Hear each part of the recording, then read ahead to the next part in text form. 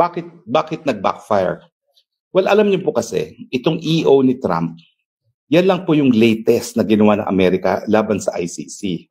Hindi pa po presidente si Trump, nagkaroon na ng batas ang Amerika na nagsasabi na kapag merong Amerikano na lilitisin sa ICC, yan ay dahilan para magdeklara ng giyera laban sa Netherlands at lusubin ang The Hague kung saan naroon ang ICC at ang kanyang kulungan. Bumuo sila ng batas na nagsasabi na kapag merong Amerikanong linitis ang ICC, sa panadahilan yan para lusubin ng mga Amerikano ang ICC. Yan po yung konteksto kung bakit naman itong si Marcos Jr. ay nagdesisyon pa na ipadala sa ICC si Tatay Digong.